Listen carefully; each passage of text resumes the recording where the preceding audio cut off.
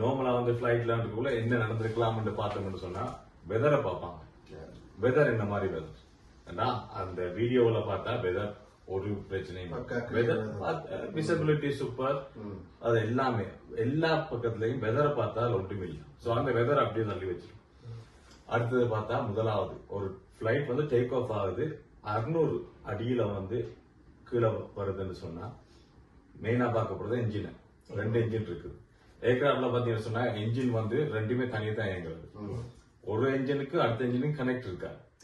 ஆனா 2 என்ஜினும் ஒரே டைம்ல எல்லாம் போறது வந்து நடந்திருக்குது. ஹட்சன் ரிவர்ல வந்து லேண்ட் பண்றது யூஎஸ் நடந்தது. அது என்ன நடந்ததுன்னு சொன்னா பறவை பேர்ட் ஸ்ட்ரைக்னு சொல்லுவாங்க.